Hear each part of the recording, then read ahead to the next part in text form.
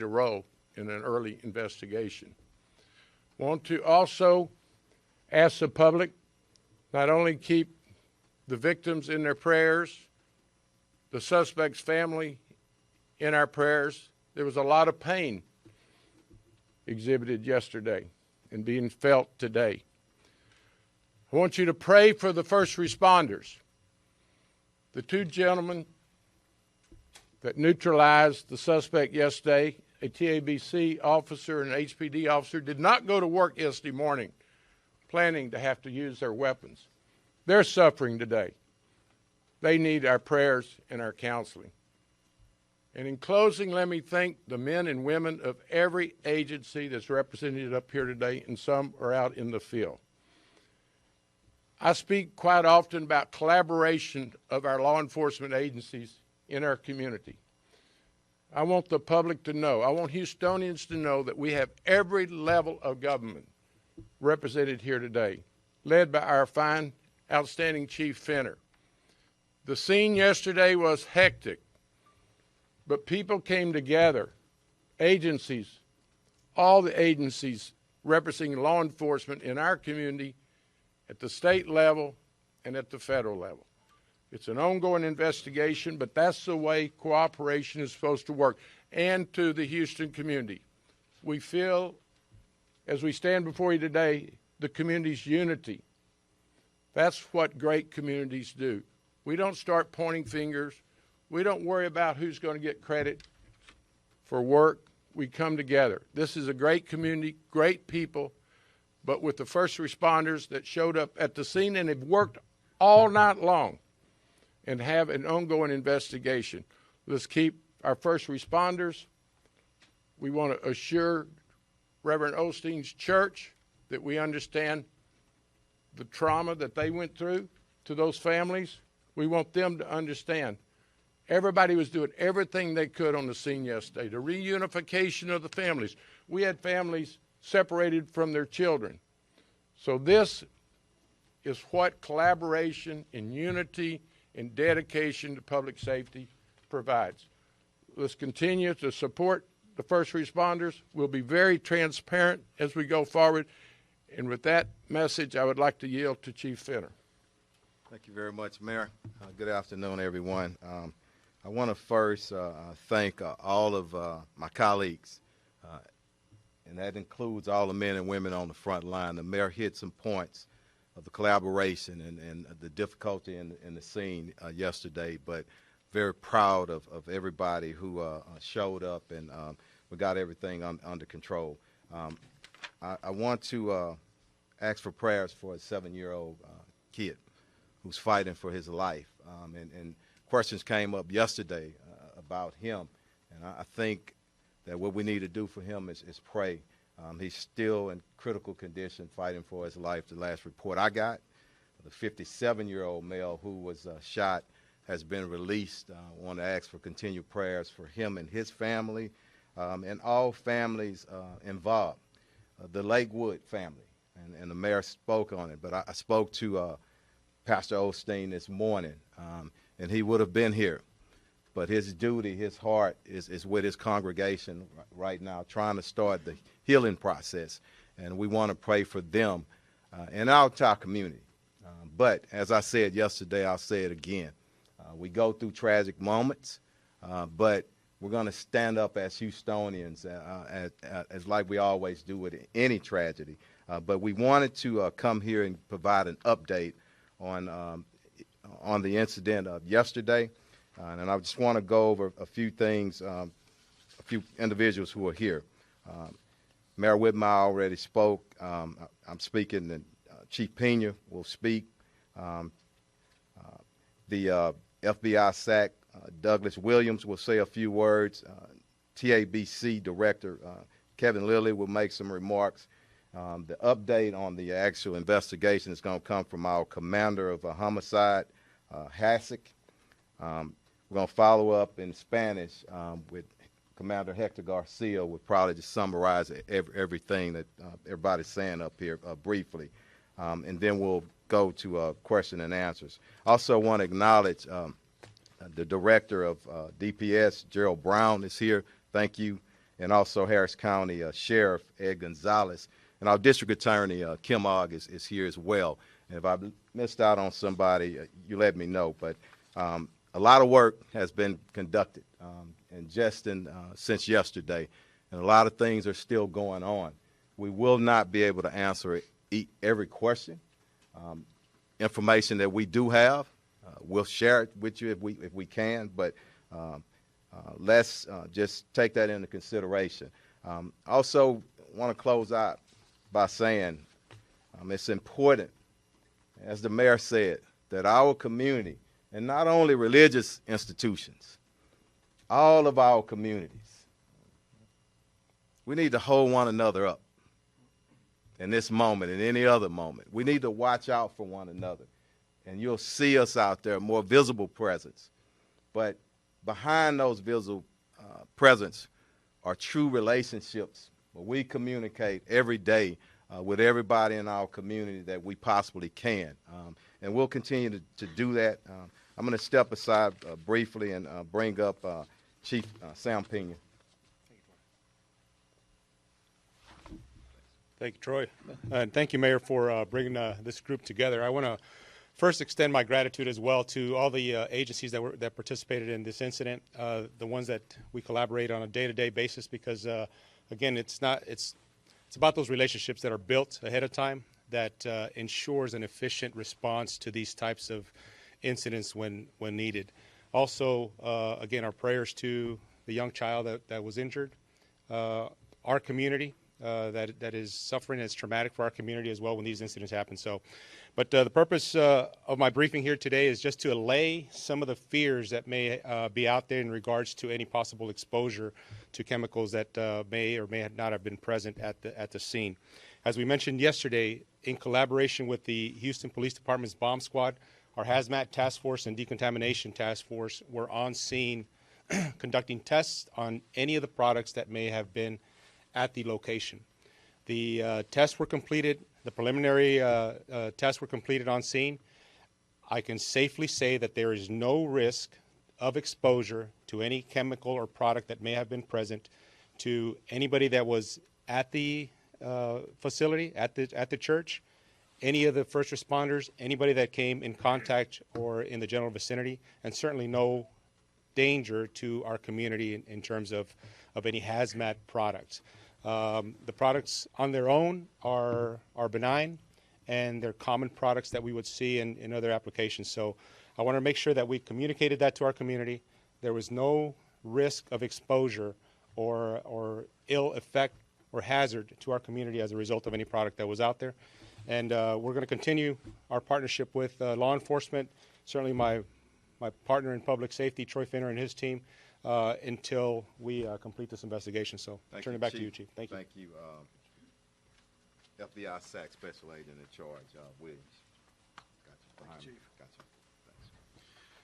Thank you, Chief. Appreciate it. I'd first like to start by thanking all of the partners who are here today for a seamless response to the incident yesterday. Good afternoon. My name is Doug Williams. I'm the Special Agent in charge of the FBI's Houston Field Office.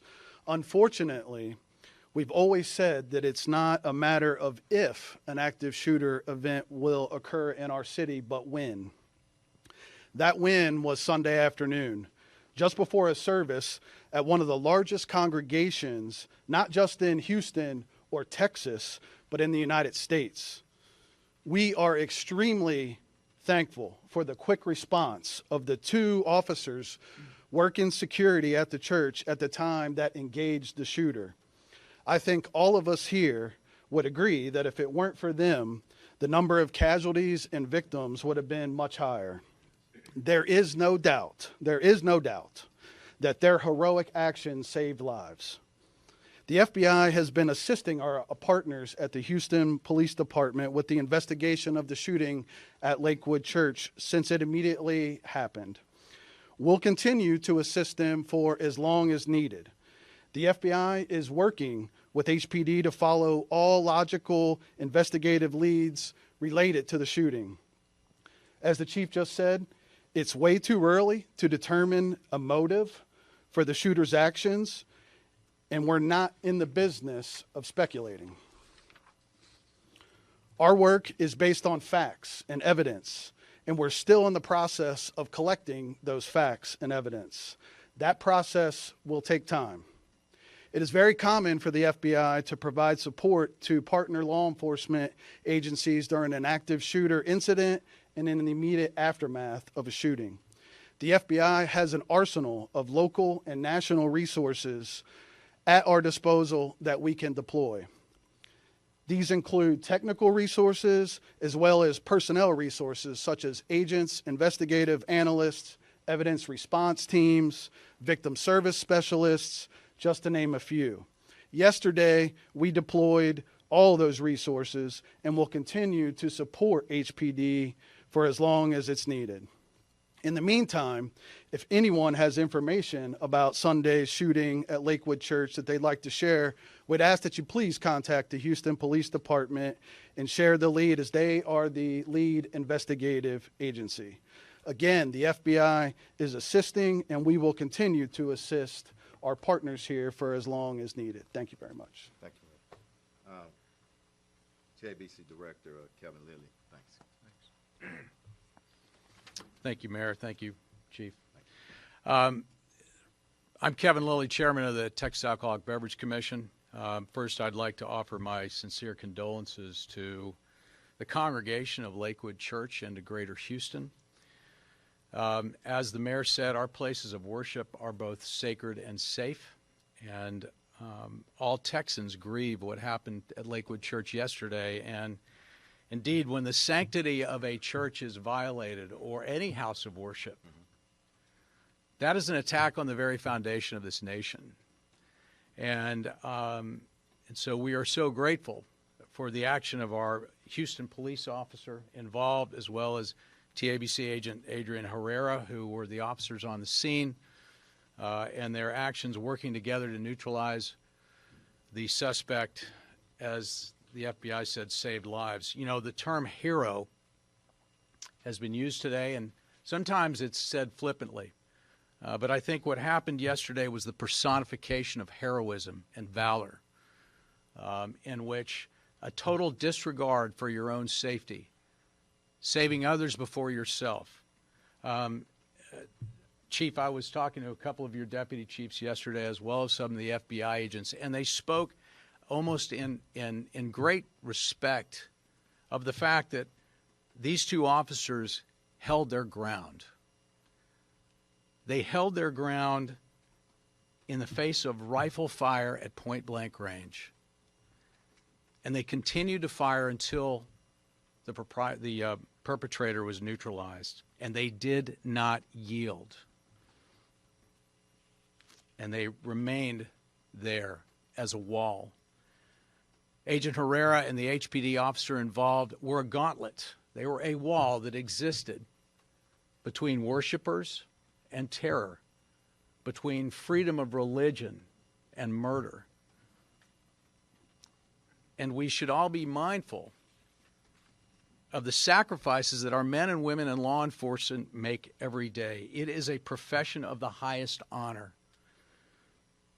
I just thought this morning that if your son or daughter came into your living room tonight and said, "Mom, Dad, I want to be a cop. I want to be in law enforcement," you should receive that request with reverence and respect, because these individuals place their lives on the line for us. It is an act of service unlike any other. And so I would like to thank Chief Fenner for your excellent, excellent work. I'd also like to thank our mayor. I have known Mayor Whitmire for many years, and he and I don't always agree on everything politically. And we've been on other sides of the fence. But I will say this, for as long as I've known him, he has always honored and respected law enforcement. Public safety, ladies and gentlemen, is one of the most critical things that we have. And I would say this, to elected officials that want to defund police, to elected officials that want to demonize law enforcement, I say they do so at their own political peril. And so we need to unify as a community to defend our men and women in the thin blue line. So I would just like to thank all of you here and to all the brave men and women who defend our city. Thank you very much. Commander? Hasig, homicide.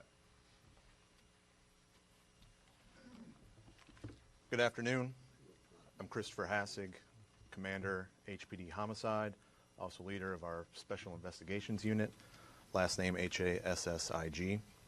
I just want to talk about the investigative steps, where we're at, what we've accomplished so far, and what we're going to be doing moving forward. All right. Please be mindful. We are approximately 24 hours into this investigation. It's very fluid, and the investigators under my Special Investigations Unit have been working around the clock and gathering information this entire time. So Sunday, yesterday, February 11th, at 13:53, at 1:53 p.m., we had an individual pull up in front of Lakewood Church on the west side of the building off of Timmins. She gets out of her white vehicle. She opens the door, pulls out the 7-year-old child out of the back seat, as well as a bag that is with her. She goes, she confronts a security guard who lets her in along the west side of the building. At 1:55 p.m., she immediately starts firing inside of the hallway on the west side of Lakewood Church. She's in the hall, not in the sanctuary.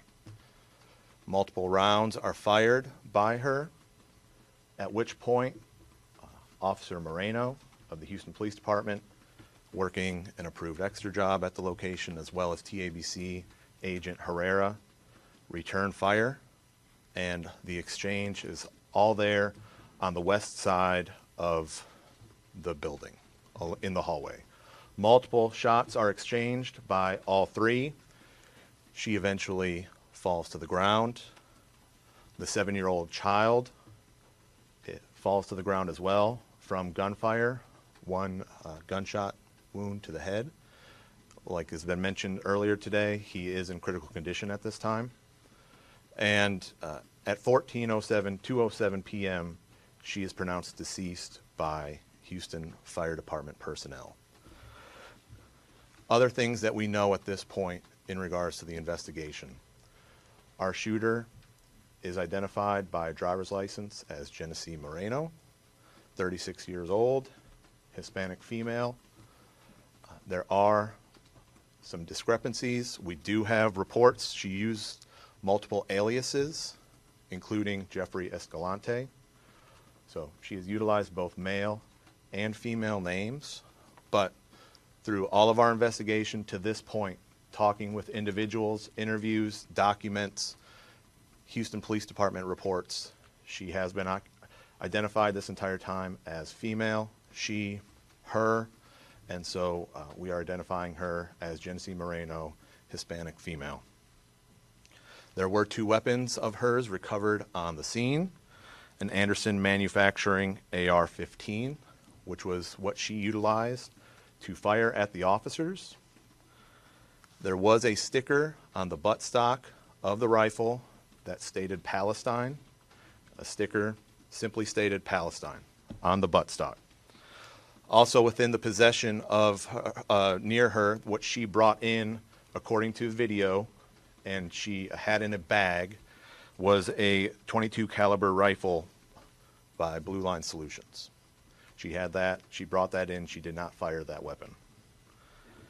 We do have her vehicle, we are in possession of that. We will be processing that and see if there is more evidence. We want to thank our federal and state partners for their assistance in helping process the scene. We have uncovered some items.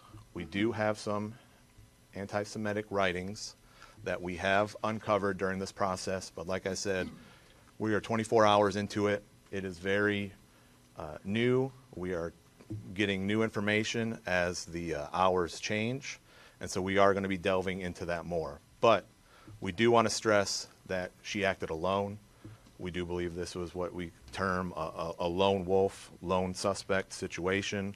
We do not believe this is part of a larger nexus. She is not part of a larger group or set of individuals. We believe that Genesee Moreno acted alone.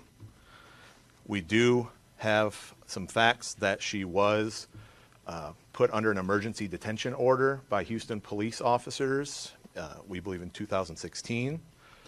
We do believe that she does have a mental health history that is documented through us and through interviews with family members. And we do want to state that through our investigation, I mentioned anti-Semitic writing.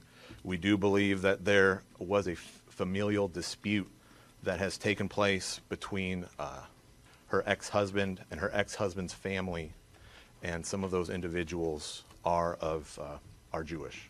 So we believe that might possibly be where all of this stems from.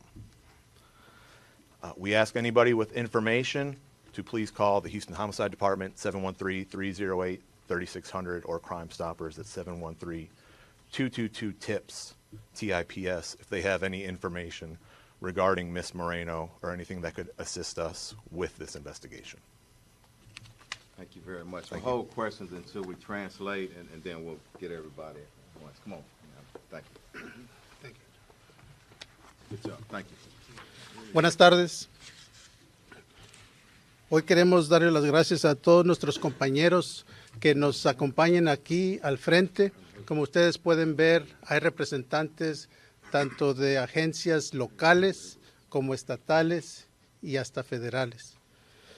Como dijo el alcalde hace unos momentos, queremos decirle al público que estamos aquí para servirles, que vamos a estar más al pendiente de todas las instituciones religiosas para que la gente se sienta segura, que puedan continuar con su libertad de expresar su religión. Como dijo también el jefe Troy Finner, estamos aquí para pedir oraciones por esta criatura de 7 años que ahorita se encuentra en el hospital luchando por su vida. También pedimos oraciones para la persona de 57 años de edad que también sufrió de un balazo en la pierna, pero que gracias a Dios ahorita se encuentra de regreso en su casa. Lo dieron de alta en el hospital. Queremos agradecer a 2 de los individuos que estaban trabajando en la iglesia. Estaban trabajando por su cuenta, lo que nosotros llamamos un trabajo extra, con permiso de sus agencias. Estaban dando seguridad a la iglesia de Lakewood. Y esos 2 individuos son el agente Herrera y el policía del departamento de Houston, Christopher Moreno. Como se ha dicho anteriormente, el agente Herrera es de la Comisión de Bebidas Alcohólicas del estado de Texas, y aquí tenemos al representante de esa institución. El jefe también dijo que esto pudo haber sido mucho más serio, pero gracias a esos individuos, esta sospechosa, fue detenida antes de que pudiera entrar a un lugar donde había más gente. Estas personas, los policías, el agente, defendieron el lugar, pusieron sus vidas en riesgo para poner un alto a esta situación. El jefe Sam Peña del Departamento de Bomberos dijo que sí había elementos químicos en el automóvil que manejó la sospechosa, pero que después de un análisis se determinó que cualquier persona que pudo haber estado en contacto con estos químicos, no hay problema, no son contagiosos, no son de elementos serios que pueden causarles daños de salud a los individuos. Y esta investigación por parte del Departamento de Bomberos continúa, obviamente, pero eso es lo que han determinado hasta ahorita, que las químicas que se encontraron son como cualquier elemento que usted puede encontrar en su hogar. El agente especial al cargo del FBI de Houston nos dijo que ellos están aquí dispuestos a ayudarnos con cualquier apoyo que nos puedan dar, tanto en tecnología como en agentes que puedan ayudarnos, como legalmente, que también nos pueden ayudar para hacer toda la documentación legal necesaria. Y la persona al mando de la agencia de alcohol aquí en Texas, como acabo de decir, uno de sus elementos fue el que estuvo ahí en la iglesia. Está aquí para decirnos que está muy orgulloso, no solamente de su agente, sino de todas las personas, de toda la colaboración que está aquí presente. Por último, el comandante de la División de Homicidios, el comandante Hasek, nos ha dado las últimas noticias de esta investigación. Lo que nos acaba de decir es de que esta persona se identifica como una mujer, es biológicamente y legalmente, según las documentaciones que tenemos, es una mujer, Janice Moreno. Ella llegó a la iglesia Lakewood por el lado poniente u oeste del edificio. Venía con un niño de 7 años de edad. Entró a la iglesia por ese lado, presentó un arma a un guardia de seguridad, entró al edificio, pero afortunadamente se mantuvo ahí en el pasillo exterior y no se le dio oportunidad de entrar a donde había más gente, porque las dos personas que les acabamos de mencionar, el policía del departamento de Houston como el agente, también la vieron, la detuvieron, tuvieron un intercambio de balazos y ella fue pronunciada muerta dentro del edificio y desgraciadamente, como ella había traído al niño de 7 años consigo, una de las balas le dio al niño en la cabeza y como dije anteriormente, ahorita está en el hospital luchando por su vida. También nos dijo el comandante Hasek que han determinado de que hay algunas indicaciones de que esta persona sufría de problemas mentales. Inclusive el alcalde Whitmire nos acaba de decir que es muy importante ponerle atención a cuestiones de salud mental, porque esto pudo haber tenido algo que ver con este incidente. Por último, se encontró una segunda arma en una bolsa que tenía la sospechosa. Era un arma también tipo rifle que gracias a Dios no alcanzó ella a usarlo. Simplemente con el primer rifle que ella tenía fue cuando estaba intercambiando balazos con los policías y el agente. Y ella, como dije anteriormente, falleció en el lugar de los hechos. El niño está en el hospital. Hubo el tercer individuo que una bala le dio en la pierna y ahorita ya se encuentra de regreso en su casa. Por último, nada más queremos darle las gracias al público y a los medios de difusión por haber apoyado esta operación. Si alguien tiene alguna información sobre este incidente, por favor, háblenle a la División de Homicidios al teléfono 713-308-3600. Muchas gracias por su atención. Hold up. Commander, and it's great to have a PhD Spanish-speaking commander. I want to thank you for what you do for all of us and the community. Let me say this before we open up. Of course, there are a lot of people in this room, okay? Raise your hand and we're going to acknowledge. We're going to try to get to many questions as we can, okay? But we ask you to respect the process. It's easier that way, okay? Go ahead, sir. Chief Vendor Kevin Ozbek, ABC 13. You and your main investigator mentioned that she got past a security guard on the west side of the building. Was there some sort of lapse of security that allowed her to get in the building? Was she not properly checked, like through a metal detector? No, we're not saying that at all. I think specifically she displayed or possibly pointed a weapon at that security officer and kind of forced her way in. So not saying it's a security breach at all, and that's an important question. We want to acknowledge the security that they had around the church that day and all the days. Go ahead. Can you talk, sir, about the relationship between the suspect and the 7-year-old fighting for their life? I'll let the investigator say a few words on it, but we do believe it's a relative, and I think it's been confirmed that is the biological mother And if I'm correct on that, and that, yeah, it's the biological mother. Chief, Okay? we have a question about the Right. gun, the weapon. This might be also a special agent in charge.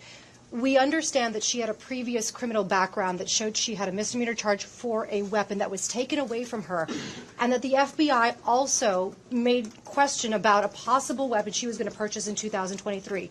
How was she able to get a hold of these weapons? That's part of the investigation, and he can speak to that if you want really quickly. But that's the challenges that we have, and that's what law enforcement talk about all the time. We need to make sure everything is tight. We're not people standing up here against Second and Right Amendments, but people who are suffering from mental illness. Well, and criminals. mental health and the criminal record, yes.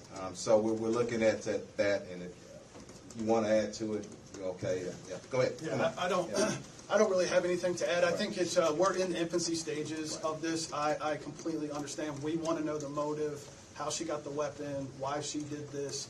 We're not there yet. For procedural purposes, then, if and when the FBI does make an inquiry about weapons that are going to try to be purchased by someone who has a mental health issue and a criminal background, what do you do with that information then afterwards?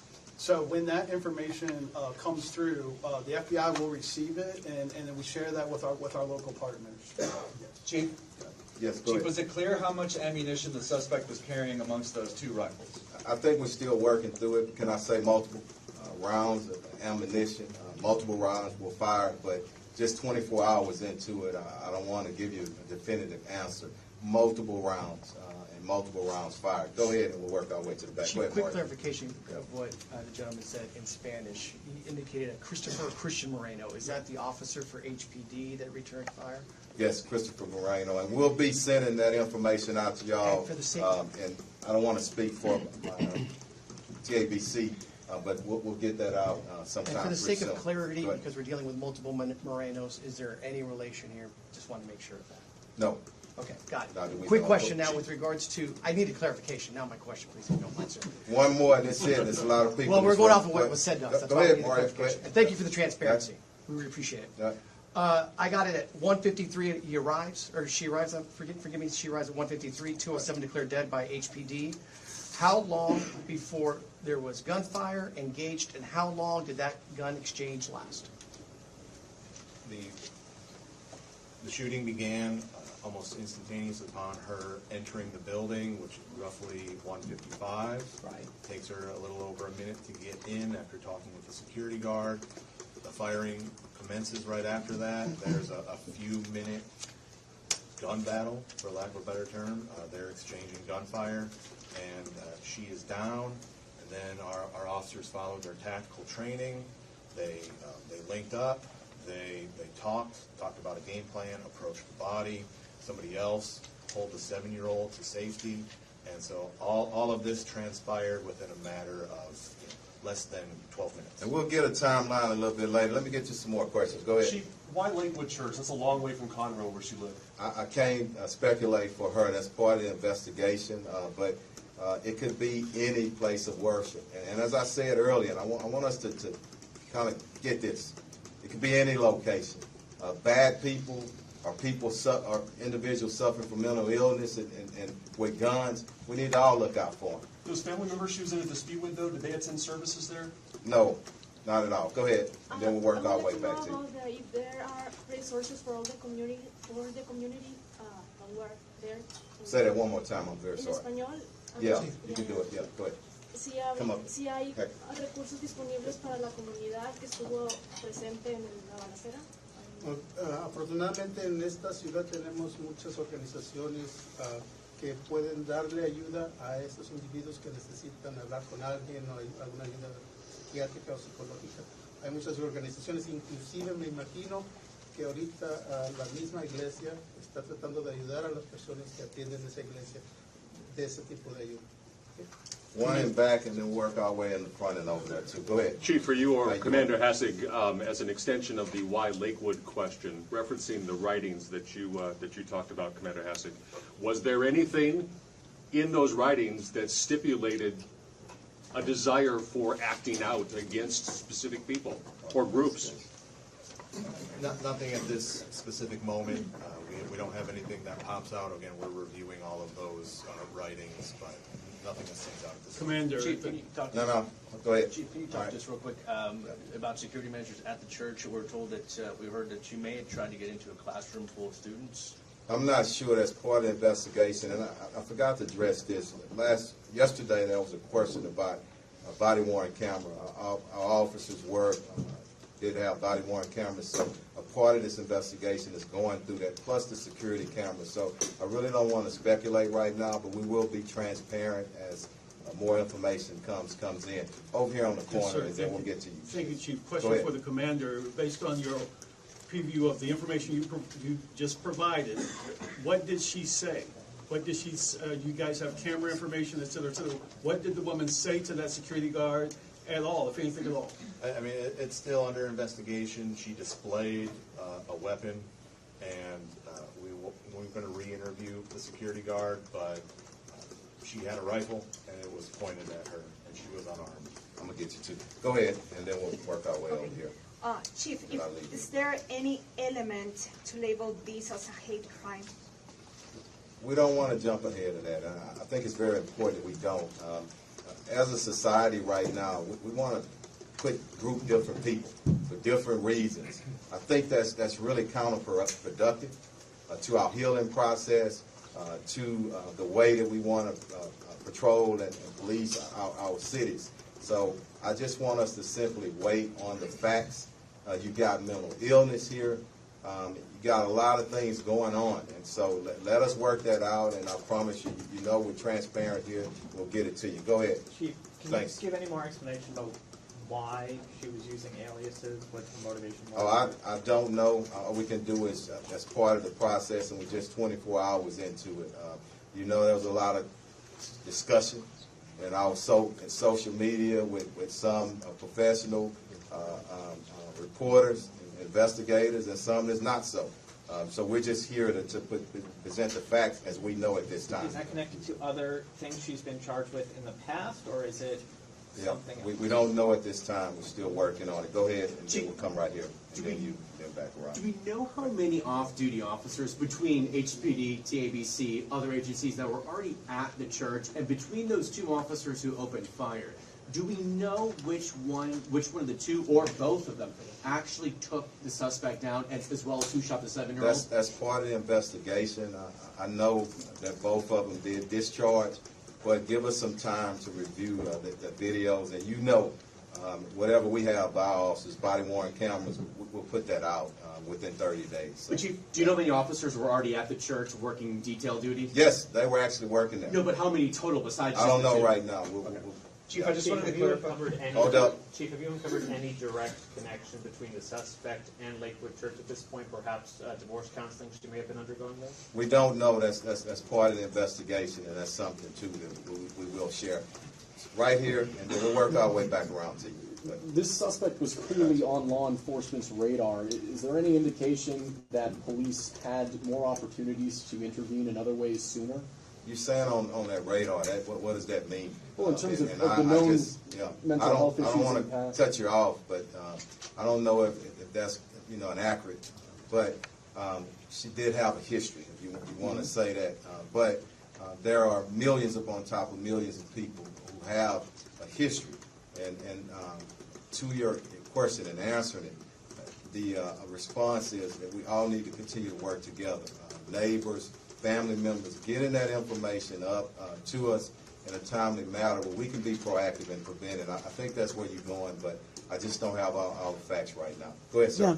Yeah, the grandmother in the house with the suspect, was she taken into custody this morning or just transported to the hospital? No, I think she was possibly transported to the hospital. Let me say this, and according to my commander, she and a few other members have been really cooperating with the investigation, and that's why I asked for prayers for everybody. Can you imagine what family members are going through? Okay, go ahead, ma'am. Chief, yesterday I know this question was asked, but I want to circle back on it. It's the idea of how the young boy was shot, was hit with a bullet. I know it's difficult to talk about, but can you explain to us how that went down? Was she using him as a shield? Was he still holding onto her hand? I don't know right now. Again, once we have a chance to view that video, and y'all know, whatever we have to show, we'll show it, but we just don't know right now. Another question that comes up, and let's be out front with it. Was it the police officers who shot her, or was it her? We don't know. And I think the worst thing that we can do is speculate on something as important as that. Once we get the evidence in and ballistics and all that, I think we'll know that. Let me get to him and I'll get back to you. Chief, I just wanted to clarify, the suspect who brought the child identified as the child's biological mother, the child who was shot and critically injured. That's what. Okay. Chief, who's the security guard employed by? Can you give us the name? I don't know. We'll let you know on that. I don't know. Right Chief, now. what's the history of the two long guns in this case? How did she purchase them? We don't know. That's part of the investigation. I think it's a very important part of the investigation. We need to know where and you know how, all that, and why. And was there any reference at any point that she had Did you need to say something? Okay, I'll get it. Was there any, two other quick follow-ups, was there any point where she had a reference of a bomb that she had on her? She did, and I can answer that. She did, and that we stated that yesterday, and we'll state it again today. She did threaten that she had a bomb on her person. Okay, let me get her on the corner right here. Go ahead. I'm sorry. Just to follow up on the gun question and to clarify, so did she actually own those guns? Had she taken those guns from another legal owner? Because that's part of the investigation, but I was pretty sure that she purchased one, and you can speak to the facts of it. We're still conducting the trace on that, but we do know that the one that she did utilize was, from what we can tell, purchased in December and legally. Like as in December, like a month ago, 2 months ago? Yeah. We'll get two more. Let me get somebody I hadn't heard from. Go ahead. Chief, when will people be allowed to get back into the church to get their bags, vehicles? Are people able to do that yet? Well, the vehicles that are still being processed over there, we'll send that out in coordination with our investigators, with Lakewood officials as well. But we'll get that out as soon as we can. Okay, give me two more. We just was there any indication, Chief or the Commander, from your investigation thus far, that there had been a direct threat or concern within the confines of Lakewood, emails or what have you regarding this woman and that location? No, sir. You mentioned the writings. You mentioned the writings and the stickers. Was the shooter at all wearing any type of garb or any kind of messaging on the body? I really don't know right now, and we'll it's 24 hours. When we determine it, we'll share it with you. Okay. Last one. Chief, do you know, there's been other shootings at churches in Texas and in other places. Do you know, in recent years, has HPD ever done a security audit or any other type of work? We always, and not only churches, all religious institutions. We have a strong relationship with all of them. And you see, here's the goal, and here's the deal in this great city. Tragedy happens. And what I've seen in 34 years of service, a lifetime resident, with a few exceptions, years to college, whenever something happens, we come back stronger and better. And this is what we're paying. This is why you see so many people up here, so many people in the back, including our mayor, including our other elected officials. Our congresswoman is here. We're going to be better. But in the way of getting better, building stronger relationships, communicating every day. And please, community and everybody, stop putting people in boxes, okay? That's counterproductive. Good people should line up with good people, whatever faith, whatever community, and all of us working together. And that's what we intend to do. But look, it's been a long day especially for my investigators. Let me acknowledge them. I know they're somewhere in the room for the hard work all of our homicide investigators do each and every day. But thank y'all for being here, and we tried to answer as much as we could. So thank y'all. All right. Thank you. Good to see you.